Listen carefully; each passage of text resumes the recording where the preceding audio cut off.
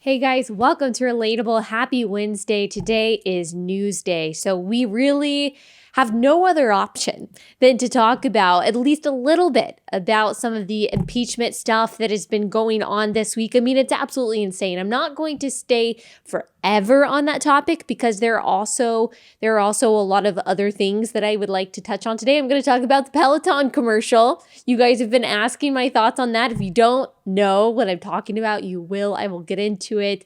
I am also going to touch on a few other news items that I think are important, like the law in Kentucky that is making informed consent a part of the appointments that doctors have with women who are seeking an abortion. So showing them an ultrasound image and why the Democrats are having a conniption over that. We're going to talk about a couple other things too. Before we get all into it, let me tell you about Genesis 950. So if you are thinking of replacing your carpets due to pet stains and odors, you have to try Genesis 950. I have pets. I have a cat and a dog, so I know how this is. You might be looking at your rugs and carpets and you're thinking, oh my gosh, they're ruined. They're ruined. Rachel McAdams and Reagan, my cat and dog's name, they've ruined my carpets. Not really, but if they had, I would be getting Genesis 950. So before you consider replacing these things, try Genesis 950. It's an amazing pet stain and odor remover. All you have to do is add water.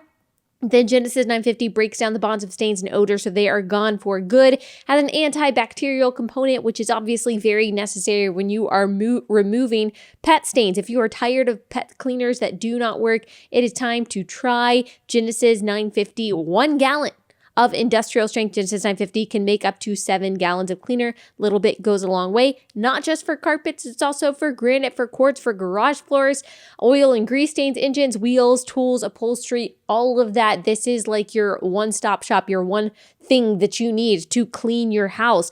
Genesis 950 is available on Amazon.com, but if you order a gallon direct at Genesis950.com, you will receive a free spray bottle and discount using promo code BLAZE. That is BLAZE. Genesis950.com, promo code BLAZE for a free spray bottle. That is a good deal. Okay, let's get into some of this impeachment stuff. So guys, if you have been trying to avoid this stuff, I do not blame you. We talked about it a couple weeks ago. I tried to give you a rundown of what's happening, all this stuff with Ukraine and quid pro quo, and somehow it still connects to the Russia investigation, which was discredited, yet went on and on and on. We are back here.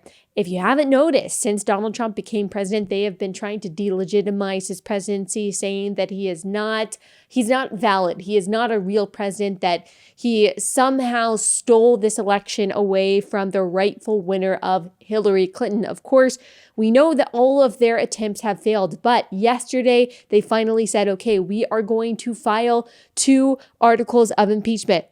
The first article of impeachment was abuse of power. The second, they say obstruction of Congress. So here's what the Constitution says about impeachment in its impeachment clause. The president, vice president, and all civil officers of the United States shall be removed from office on impeachment for and conviction of treason, bribery, or other high crimes and misdemeanors. So the Democrats in the House are claiming that Trump's actions fall under high crimes and misdemeanors, even though they have been claiming during all of these impeachment hearings, which maybe you haven't caught any of them. I've tried to watch them. They have been extremely boring. And I want to keep up with it because I want to be able to relay this information and analyze it for you guys. But guys, I would rather pick out every single one of my eyelashes before I sit there and watch another second of these impeachment hearings. They are so boring, and I'm sure you guys feel the same way. But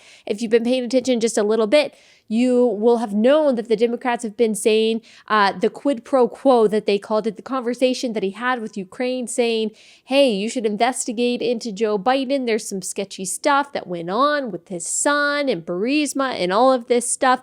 They're saying that was quid pro quo. That was bribery. While the transcript came out, there clearly wasn't a quid pro quo. And the president of Ukraine said, no, there wasn't any kind of pressure to investigate Joe Biden. They still said, okay, this is bribery. Well, now they've changed the accusation of President Trump from bribery to high crimes and misdemeanors, abuse of power, and obstruction of Congress. Democratic Representative Jerry Nadler alleged that Trump pressured Ukraine to meddle in our 2020 election, which, as I've already said, is not true.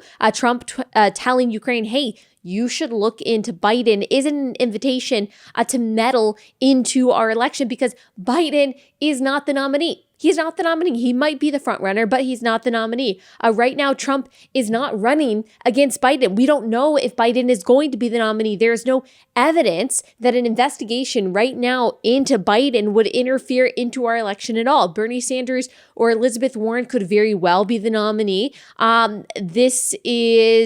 This kind of accusation then is a sham because we don't actually know if Biden is going to be running against Trump. If you want more information on this, you can go back a couple weeks where I did a whole episode or at least a good bit of an episode on this.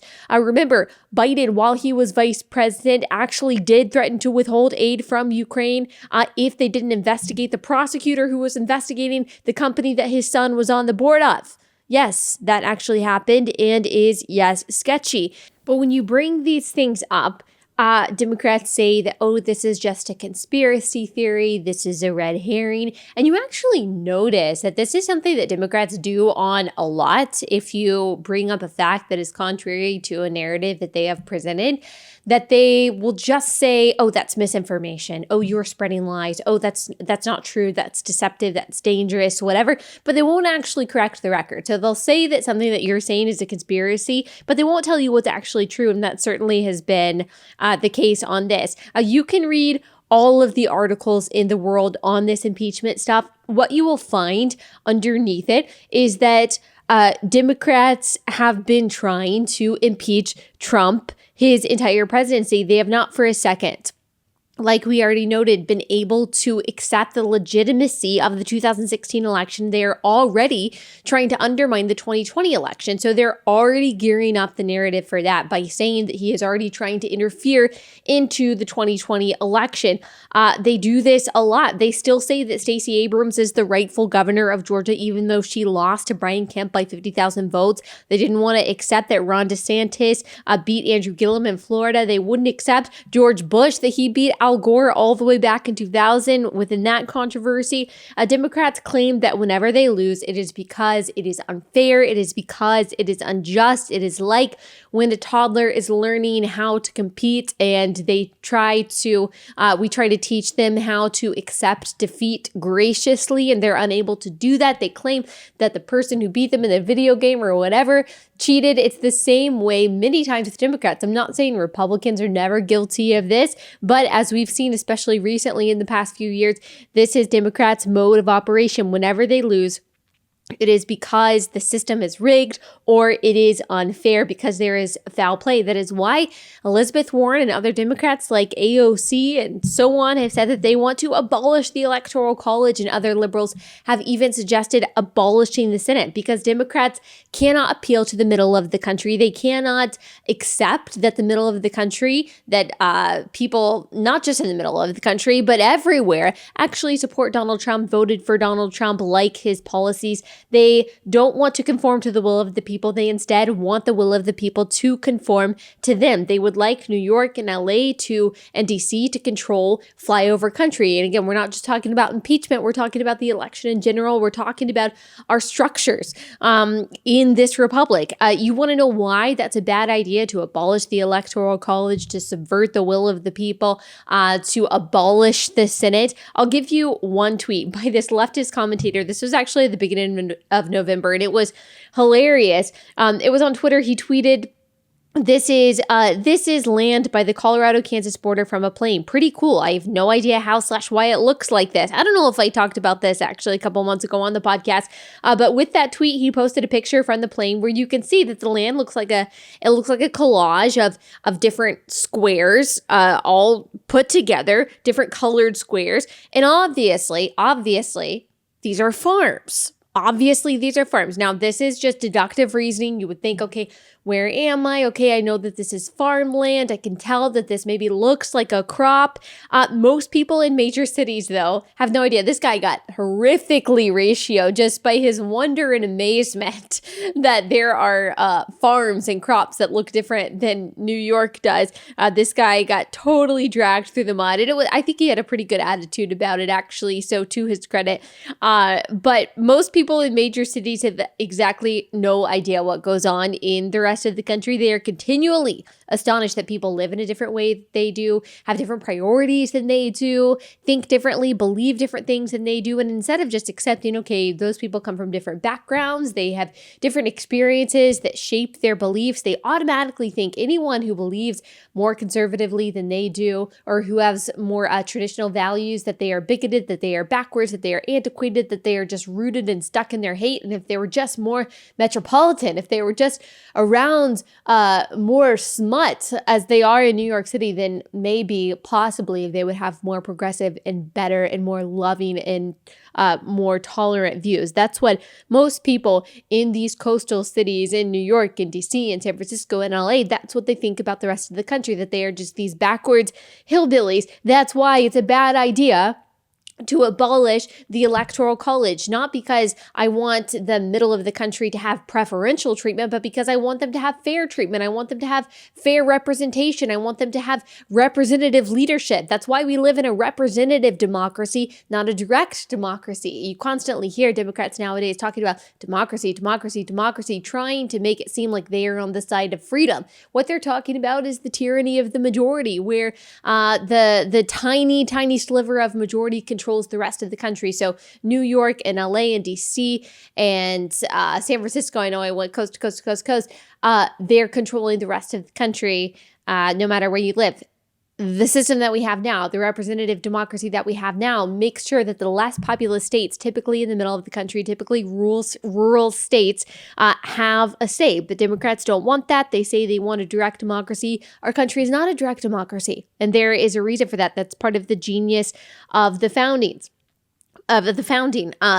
But the far left, Democrats, they don't want to be bothered with those kinds of people. They don't want to be bothered with people like you and me. They don't want to try to convince us. They certainly don't want to try to debate us. They don't want to try to hold any kind of hearing for our views or have any kind of productive conversation or dialogue. We've certainly seen that in the past few years. And this whole impeachment sham shows the utter disdain that many Democrats, not all, but many Democrats have for people who voted for Donald Trump, and particularly for people in the middle of the country, people who don't have the same views that they do. They hate the president so much that they are willing to subvert the will of the people who voted for him. And look, if there were something here, I would be for impeachment, and I am willing to hear the other side of this. I am willing. If you've got a good case to make for impeachment, email me, message me. Like, I am totally willing to hear it. I would like to be on the side of truth, not just on the side of partisanship, but I just haven't heard it. It seems all flimsy. And after watching how hard they have tried for the past few years to take this president down based on basically nothing, it's just hard for me to believe. It's like the boy who cried wolf. This is obviously out of fear that Donald Trump is going to win in 2020. They know that he is not actually going to be removed, though. There will be a Senate trial. Senate is controlled by Republicans. And so, again, you can be impeached without actually being removed. They will be able to say that Trump was impeached, though. I think that's probably their strategy. I talked about this in my conversation with Andrew Klavan on Friday, that this is probably a PR strategy, that if they can just label him as an impeached president, they will get enough people to say, oh, I don't want to vote for the guy who was impeached. And I know there are a lot of people, particularly a lot of probably suburban moms, a lot of young people who aren't paying attention to this. And the only reason I say that is because you have a lot of other things going on. If you are a mom of 3 young kids, if you are a young person who is in school, I would say people who are there are a lot of people who go to work and have the news on in the background, or they're reading some kind of aggregative news in the morning. But I would say for a lot of moms who feel like they don't have time to pay attention to this stuff, or who don't care about this stuff, a lot of kids in college, they're not paying attention to the impeachment hearings. They might not even know they're going on. And yet in a few months, when they're thinking about, okay, who am I going to vote for in this election? They just know, okay, this guy was impeached. And at that point, the facts get so muddled the longer it is. I think that Democrats believe that having the label of impeachment on him will be enough to deter the people who aren't paying attention to what's going on right now to not vote for him. The people in the middle, they're just going to say, I don't want to vote for an impeached president. He must be corrupt, right? I think that is their goal, to just draw a conclusion and hope people will draw their own conclusions based on this conclusion, which is not based on any actual logical argument or a fact. Democrats are always depending on deception in order to make their point. I won't say Democrats, I would say the left is always depending on deception and manipulation to make their point. As Dennis Prager says, truth is not a left-wing value. Narrative is a left-wing value, and they are very good and very effective at pushing a narrative. Facts be darned. And this is the Democratic strategy. Okay, that's all I have to say on that. You've got the IG report. You've got James Comey claiming that he was supposed to go on Fox and Friends, and Fox and Friends canceled him. Fox and Friends said, no, that actually wasn't true. He was never booked or confirmed for Fox and Friends, which I believe. I was really surprised anyway that James Comey would be going on Fox and Friends in the first place. And then a lot of other Fox hosts like Brett Baird and Martha McCallum said, hey, you can come on our show and talk about the IG report. Like, we're more than happy to have you. James Comey tried to pretend like Fox News was so scared to talk to him about the IG report. The IG report doesn't look good for the FBI. I can tell you that much. The IG report examined how the Russian investigation originally started and whether it was legitimate or biased, or whether there were mistakes made. And basically the conclusion was that they couldn't prove any kind of bias against President Trump, but that there was a lot of sloppiness in the startup of the investigation, especially under James Comey. So if you want more details on that, there are lots of resources. You can go to theblaze.com. They have plenty of resources on the IG report and everything that kind of went wrong there. I want to move along, though, because I promised you guys that we wouldn't spend the entire episode on that. And quite frankly, there's so many details to get into that it would just take too long, and I don't want to bore you guys. Like I said, this impeachment stuff is really boring. I think we're just going to move past it, and it's more going to have my prediction, it's more going to have the Kavanaugh effect, that people are galvanized by this in the way that Democrats don't want, that people are incensed. People are like, really? You are going to spend our taxpayer dollars on this, dragging this man through the mud, impeaching him for something that isn't really impeachable? I think that's the effect that it's going to have. I think it's going to backfire on the Democrats. Okay, I want to tell you a bit of good news. I know we talk about abortion so much, but it's so important, and it's not every day that we get good news about it. So Kentucky passed, let me read you from liveaction.com because it'll have the most accurate language. The Kentucky law that we're talking about requires that women have an ultrasound before undergoing an abortion. The doctor must describe the ultrasound and offer the women the chance to hear the audio of the heartbeat. She is not required to see the images or listen. But as live action investigation found, women are not typically given the truth by abortion staffers about fetal development. Of course not. Of course they're not. They call it pregnancy tissue and things like that. Because if women were given accurate information, there would be a greater chance that they might change their mind and leave. And that tells you everything you need to know about the abortion industry. Again, they operate on deceit. The Supreme Court has refused to hear a challenge to Kentucky's informed consent requirements, therefore upholding the law and signifying another win for the pro-life movement. Previously, a federal appeals court upheld the law, only to have the decision appealed by the ACLU. The Ultrasound Informed Consent Act was passed in 2017 and was originally overturned by a lower court after the ACLU challenged it. However, after a challenge from the state, the Sixth Circuit Court of Appeals upheld the ruling, rejecting the idea that the law challenged doctors' free speech rights. Of course not. It is just a part of the process now that you have an ultrasound. The doctor has to use the ultrasound anyway, because before an abortion, the doctor needs to see how far along you are to know what kind of abortion the doctor is going to have to perform to kill the baby. So now The only difference is they are offering this woman the opportunity to hear the heartbeat, which exists. It is a tangible thing that is really there, and to see the baby. So it's just more information. That's all this law requires, is that this woman is given as much information as humanly possible before she makes a big decision that will affect her, whether she believes it or not, whether the pro-choice side wants you to believe it or not, for the rest of her life. And it tells you something about the pro-abortion side, that they are against informed consent, that they are against the woman knowing what is actually going on inside her body. If you are really about pro-choice, like if you are really about a woman making the best decision for her, you would want her to have all of the options possible. You would want her to have all of the information possible, right? But unfortunately, they're against that because, again, they are pro-abortion. That's why we say pro-abortion and not pro-choice. So let's move on from that. There is a great porn debate going on. Not a great porn debate as in like it's great. It is substantial. It is not necessarily a fun debate because it's kind of a sad debate, the different sides that we see going on. But there is a major porn debate that is going on online, and it started from 4 Republican representatives.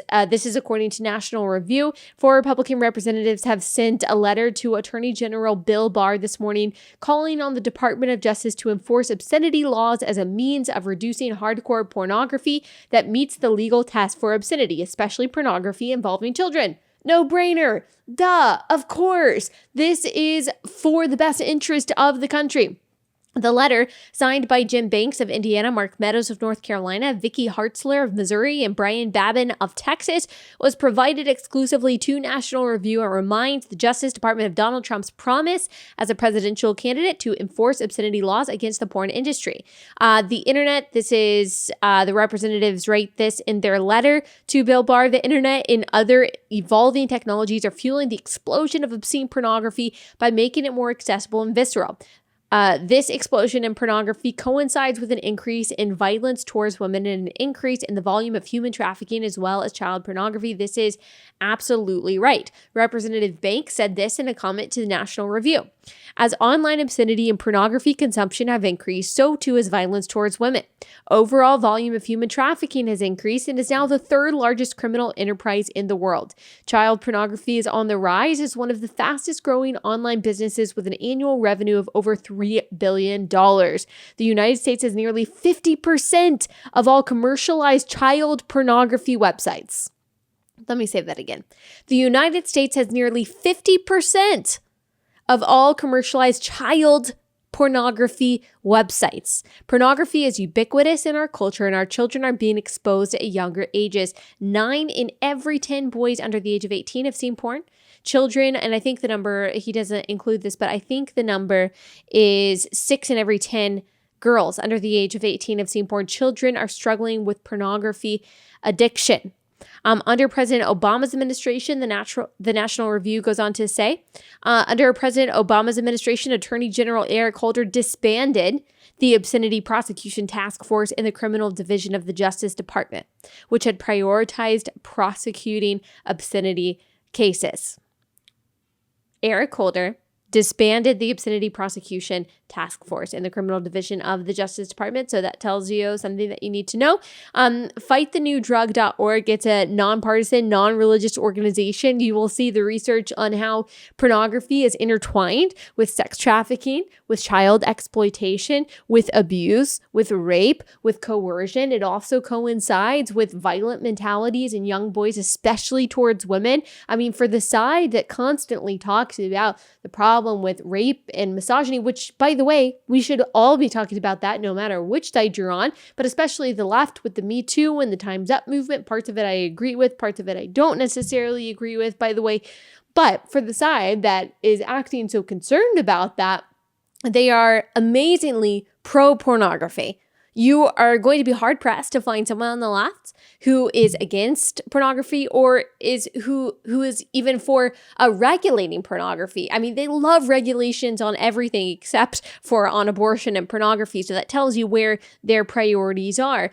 It is, like I said, mostly leftists that are fighting for the normalization, for even the glorification of pornography, because just like their views on abortion, on sexuality, on gender, all of those things indicate most people on the left do not view human beings as made in the image of God and having inherent value in and of themselves. So the only thing that they think matters is autonomy, is making a choice. So if someone is making a choice, then any other kind of morality doesn't actually count. What they don't account for is the fact that a lot of people who are involved in pornography, unfortunately, do not have a choice. But either way, whether it's someone's choice or not, it is still immoral. It is the objectification of image bearers, and it is decontextualizing sex from its intended purpose within marriage to something that it should not be, strictly for gratification in a way that is not healthy gratification, but actually leads to psychological problems in the people that watch it and the people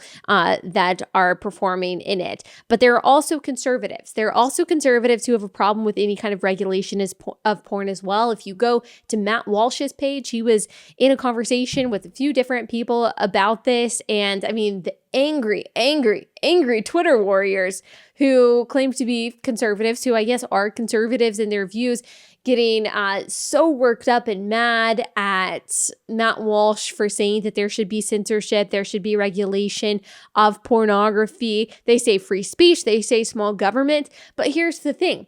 Conservatives don't just believe in small government. Yes, we do believe in limited government. That is a value that we have, but we don't believe in no government involvement at all. We believe that we are only as good.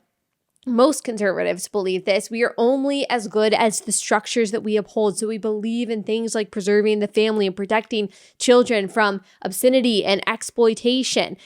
Yes, it is ultimately the responsibility of parents to protect their children. Absolutely. I am in no way saying that that is the state's primary obligation or responsibility. Yes, it is absolutely up to parents. But when we're talking about not just children being able to access pornography so easily, whether it's on their phone or their tablet or YouTube, I mean, this happens when kids are watching something on YouTube, something automatically pops up without the parent knowing it, and bam, they're 5 years old and they've already been subjected to pornography. Unfortunately, that happens. And yes, parents can use all the parental controls in the world and something like that could still happen. So that's one side of it. But the other side of it is that the children that are involved. And yes, people say, oh, well, that's already illegal. Child pornography is already illegal. But the commercialization of pornography aids child pornography. Of course it does. Now, there are people who say that regulating it or banning porn is just going to lead to some kind of black market for it. It's going to make it so much more dangerous for the people who are involved. You're guaranteeing that there are going to be more children exploited. You're guaranteeing that there's going to be more sex trafficking involved with the black market porn industry. But okay, that is the argument for everything. Conservatives who are making this argument, that's the argument for everything. You can make that argument about abortion. You can make that argument about assisted suicide. You can make that argument about everything. So basically, if you go down that trail of reasoning, are you saying that there really should be no laws because regulating something or banning something just makes it more dangerous for everyone involved? Yes, that's true about some things. Of course, we believe that's true about guns, that banning guns actually isn't going to help. People are still going to find a way to kill people. People are still going to find a way to buy guns. But we have a constitutional right to own guns. We don't have the constitutional right to watch porn or to have porn be so ubiquitous in our society. It doesn't make sense for obscene pornography, which all pornography really is obscene, but they're talking about hardcore pornography, whatever that means. It doesn't make any sense for that to fall under the First Amendment protection of free speech. And in fact, it was never intended to. Conservatives, yes, believe in limited government. We don't believe in anarchy. We do believe that there is a reason for the government. that there is a reason for laws, that there is a reason sometimes for regulation. And yes, does it start with the heart? Absolutely. Does it start with the individual? Does it start with families and communities and societies? Yes. We simply believe the government should do the best job that they possibly can to uphold the structures that make it possible for us to protect our children as much as possible, because we do believe that that is our responsibility. Now, of course, the other argument is, or it's really in all of this is, okay, but there's always going to be a supply of pornography as long as there is a demand for pornography. That's the same argument that the pro-abortion side says, that you're just, forcing women to have abortions at home or in back alleys or whatever. Yes, that is true, which is why we as Christians have a responsibility to see all of these things as primarily a heart issue, as primarily a spiritual issue. That's why it is so important for us to share the gospel first and foremost in our homes with our children, with the people that we know, to be the body of Christ, to share Christ to those around us, because he is the only one who can regenerate. He is the only one that can renew. He's the only one that can make new, that can redeem. He is the only one that changes the heart of stone to a heart of flesh. He is the only one that can fully and finally change someone's desires from desiring something like the objectification of pornography to desiring something that is pure, a life that is pure, to see things that are pure and right and good and true. He is the only one that can change those things. So we understand it is a spiritual responsibility. That doesn't mean that legislation has no role in this at all. It is always a balance between balancing personal freedom with the public good.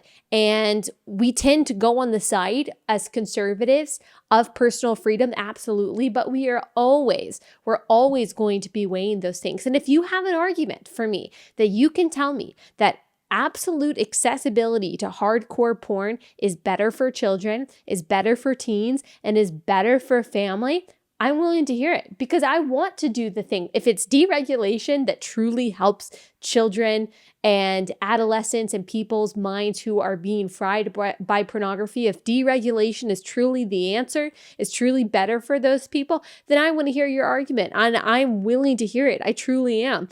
So please let me know if you believe that absolute accessibility is better for children and better for society than banning or regulating porn. I'm interested in hearing that. Okay. That's the debate that we're having on porn. And a lot of you have asked me to do a whole episode on porn. Sure. There's a lot of, I think that'd probably be better for an interview. There are people who've been studying pornography and the detrimental effects of pornography on our society for decades, who would probably be a better resource for me.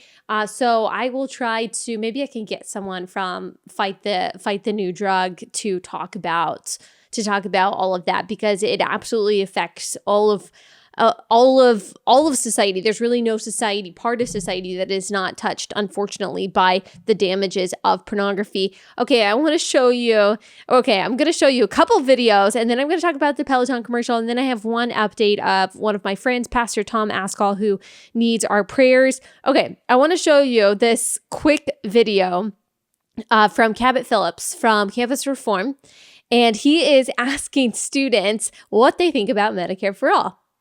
So the main issue that Democrats have taken up and running against President Trump on is healthcare. The policy right now they're proposing is Medicare for All, which is, the idea of government-funded healthcare for everyone.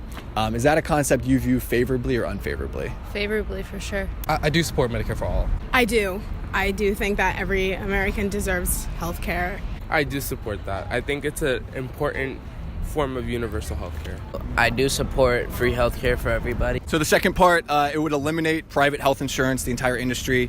It would be just under 1 million jobs would be eliminated because all insurance moved to the government. Unfavorably. Unfavorably. And what's your take on that? It does concern me. I think having jobs and being able to make a living and, survive on your own and take care of your family is more important than everybody having health care. I think that, the way someone wants to ensure their life and their health is their choice. Well, in the Bernie Sanders proposal, it would be about $32 trillion over the next decade. That would be every American paying about 1/5 of their income towards funding it. Is that a concern? Yes. You have to pay for it? Yes, so taxes will go up. You still have to pay for it? I don't support that. I mean, I'm not paying for taxes currently, so that kind of I could say favorable, I guess, but if I were financially on my own, I'd probably say unfavorable. Is that too much money, do you think? And would that change your support of it? No comment. Oh. I'm going to take that as a you don't like that. No comment. That's incredible. That's incredible. I love these kind of videos, and Cabot really he's the best. He's the best at these kind of videos. I think that people I think that he is unintimidating. And so people are comfortable around Cabot answering questions. And he just does a really good job of kind of leveling with people, not making them feel stupid, not condescending them, but getting the answer that he wants to get. And it's so true of so many young people that they like the sound of policies that seem compassionate, but when they realize that every leftist policy involves coercion and involves the limitation of freedom, which is also a value that young people have, they start to backtrack a little bit, which is why it's so important for us to point that out and to highlight the limitations on freedom that leftist policies have, because all of these people say they're pro-choice, they're against the man, they're against authoritarianism, all of that. And so when you tell them, well, these leftist policies like Medicare for all, they limit your choice, then it makes them start thinking differently. And this is true, like I've already said, of like every leftist policy out there, at least right now. Yes, everyone's pro-choice until they actually know what an abortion is. Everyone is on the same page for Medicare for all. Everyone is on board for Medicare for all until they find out what Medicare for all actually is. Everyone's on board for socialism until they find out what socialism actually is, which is why the left censors speech, which is why they just gaslight you and say, well, you're just spreading misinformation. That's not true. When you point out facts about these things, they do not want you to actually know what socialism or Medicare for all or abortion or any of these things actually entail. They don't want you to pick apart the details. They don't want you to inconvenience them with facts. They want to hide under euphemisms as much as they possibly can, because that's how they win. That's their effective PR strategy. And that's why I say conservatives have a much easier job in a way, because all we have to do is remember what's true. It's much harder to remember a lie, but it's also harder because you're fighting against misinformation and euphemisms all of the time, and people who are constantly gaslighting you, telling you that you're not telling the truth. Okay, that's one video. The next video is this sweet video of President Trump. It's so sweet. I'll show you.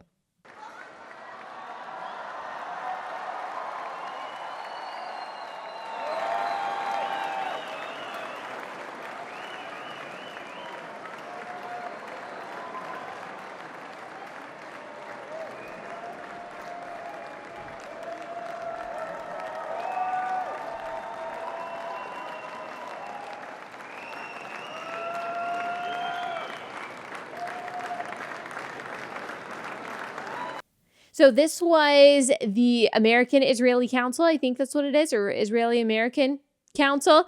And this was a group from Israel. All of these kids have different special needs, and he's just so comfortable with them. I have spent a lot of time around people with special needs, and I can tell you that even very good people, and by that I mean, they're compassionate people, they're nice people, they're kind people.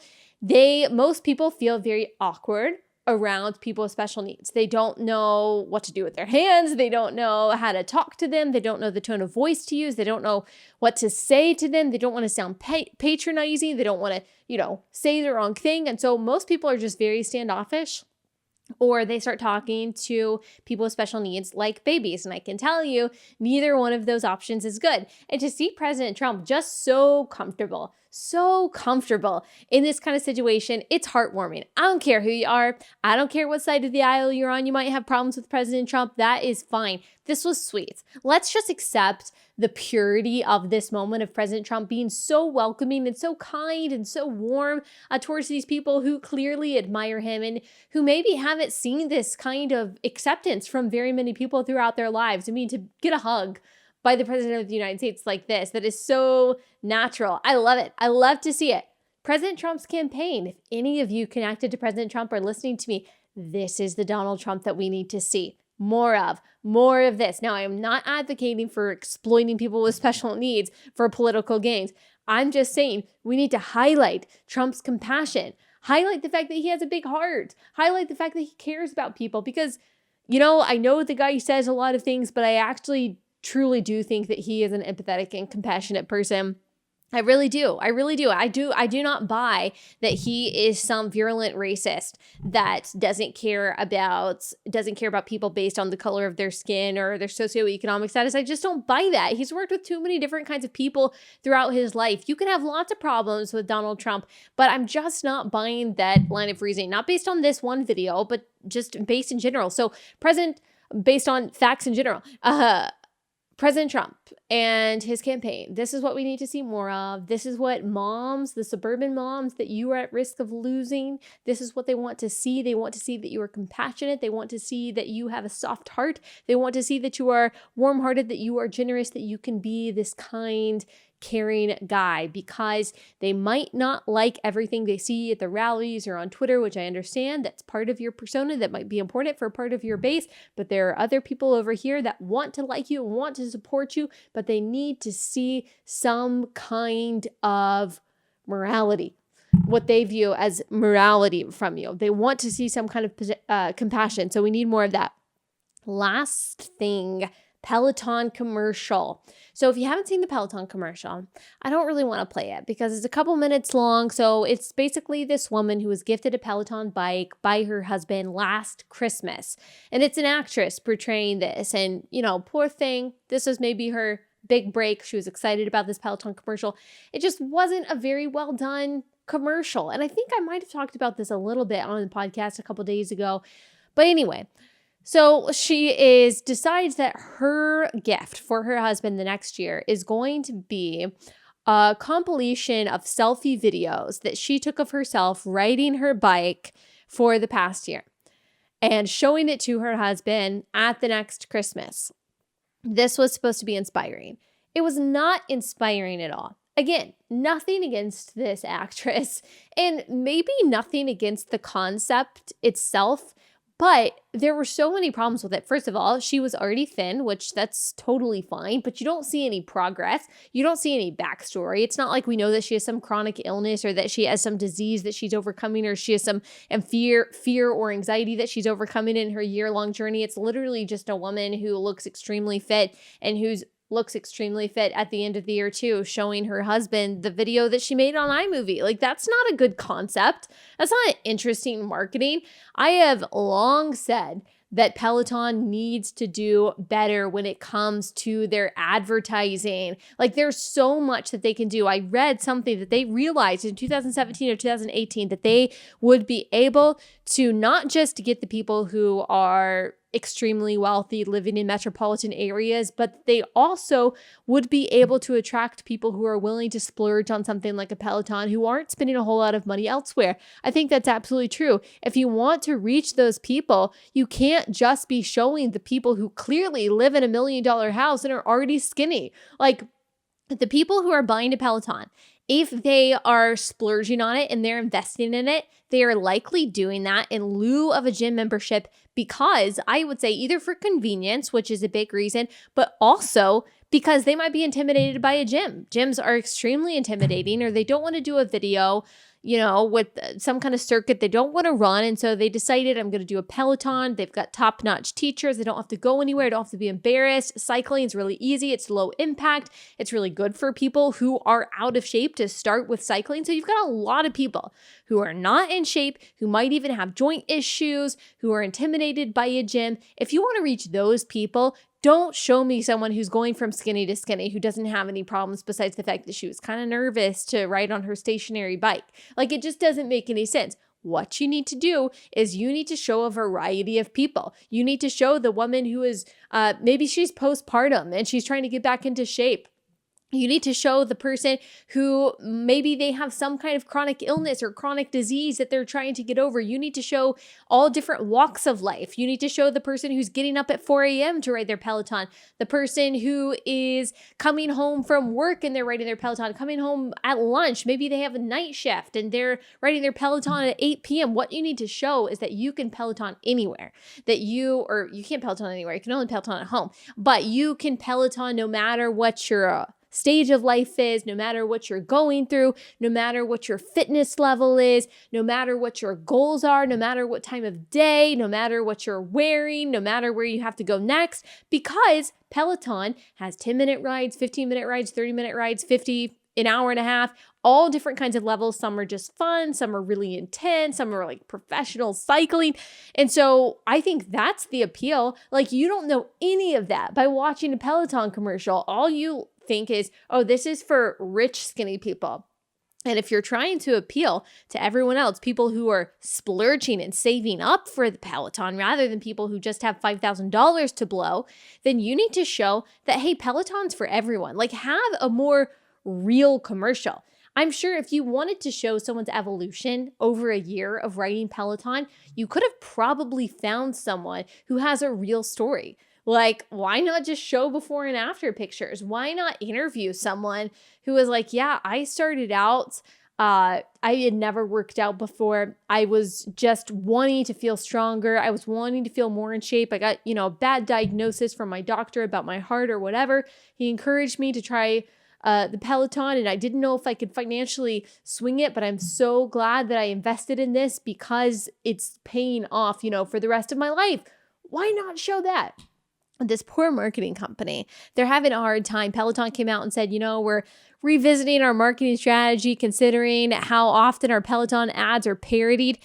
Well, the marketing company isn't doing its job with this ad. Like, be real. If this makes me think there aren't any stories about Peloton users' lives being changed. And I think that there are. I think that there probably are. I think the Peloton is probably a great bike, and I think the teachers are awesome and really fun. I think it's probably a very effective exercise.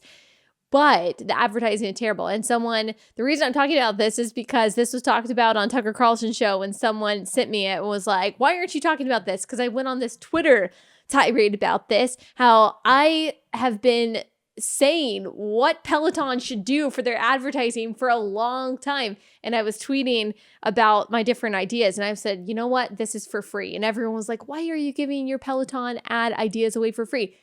Because I'm not in this business. Now that I'm talking about this, I think that I did already talk about this, but y'all asked me to talk about it again. So here I am.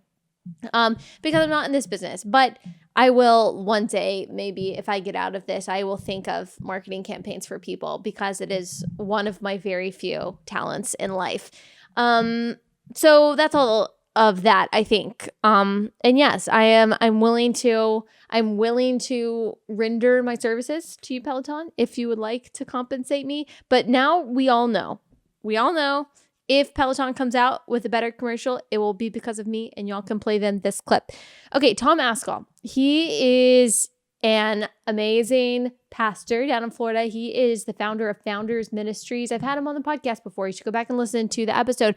He passed out this weekend and he was in ICU. And I don't have a whole lot of information right now, but they're an incredible Christian family who have done so much good. And he is just so solid and has helped the faith of so many people. So please pray for the Askells. Please pray for him in particular. I don't, like I said, have any more updates, but I think you can go to his Twitter page. His daughter also has a Twitter page that has been updating, maybe foundersministry.org. They might have an update, or foundersministries.org, but please pray for the Askells. Please pray for Doctor's wisdom. Please pray for peace and that he would get better and make a full recovery. He just welcomed their latest grandbaby this year. And so I know they have an entire family that's hurting and praying right now. So just keep them in your prayers. This is a longer podcast. There's just always so much going on. But I hope you guys enjoyed it, and I will see you back here on Friday.